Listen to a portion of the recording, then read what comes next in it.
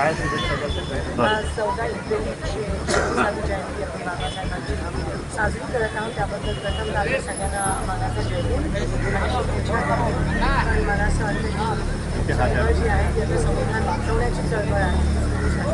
खरं तर संविधान बदलण्याचे काही भाषणं आज जे सत्ताधारी आहेत त्यांच्याकडून होत आहे. आणि जर कुठे आपल्या देशावर आलं तर आपण सगळ्यांनी एकत्र होऊन संविधान वाचवण्याची चळवळ सुरू केली पाहिजे.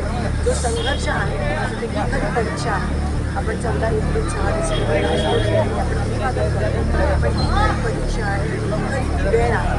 आणि बाबासाहेब आत्ता आपली परीक्षा घेत आहेत आणि ती कितपत आपण रस्त्यावर उतरून सगळे एकत्रित होऊन जी संविधान विरोधी आहे त्यांच्या विरोधात होऊन आपण संविधान आणि लोकशाही वाचवण्याची काँग्रेस आणि भाजपचं जाहीरनामा आलेला मी आमच्या 5 गॅरंटीज महिलांबाबतीत असतील, शेतकऱ्यांबाबतीत असतील, युवकांबाबतीत असतील, कामगारांबाबतीत असतील अतिशय चांगल्या आहेत आणि नवीन आहे. महिला 2 लाख रुपये, शेतकऱ्यांना MSPच्या विषय असेल, GST रद्द करण्याचा विषय असेल, अनेक असे विषय आम्ही आमच्या मॅनिफेस्टोत आम्ही तळागाळात पोहोचवत आहोत. आणि एकंदरीत आज तुम्ही बघता की शेतकऱ्यांचा विषय सोलापुरात इतका तीव्र झाला आणि सर्वात ग्रस्त घटक जर या BJPच्या सरकारमध्ये असेल तर तो आपला अन्नदाता शेतकरी आहे.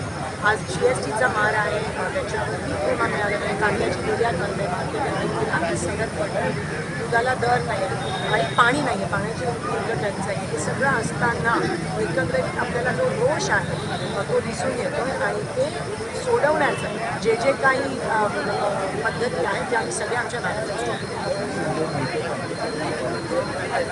वर्षांनी आज एकत्र आहे. त्याचप्रमाणे आज लोकांनी आता ठरवलं त्यांचे खासदार आमदार ते आता राष्ट्रवादी शरद पवार साहेबांचा गट, शिवसेना उद्धव बाळासाहेब ठाकरे आणि काँग्रेस आम्ही सगळे मॅडम मास्टरचे आप असेल सगळे एकत्र लोकशाही वाचवण्यासाठी आलो. आता ही निवडणूक राहिली नाही, ही चळवळ आहे जी लोकांनी दाखवली. 2003ला जेव्हा सोबत प्रकाश मुख्यमंत्री आणि उपमुख्यमंत्री सोलापूर जिल्ह्यातले होते, मागच्या काही काळामध्ये मंत्रिपद देखील चालवता मिळालेलं नाही. आता पुन्हा ही शोकांतिका आहे. सोलापूरची शोकांतिका आहे की निश्चितपणे साधे त्यांची आमदारांनी जे उमेदवार शिफारिश केली त्यांना पण तिकीट मिळालं नाही. त्याच्यावरून कळतं की त्यांच्या मंत्रिमंडळात सोलापूर बघूया लोकांवर अवलंबून, पण लोकांचा जसं मी म्हणाली हे फक्त निवडणुकीत नाही, पण लोकशाही वाचवण्यासाठी चळवळ निर्माण झाली. डॉक्टर बाबासाहेब आंबेडकर.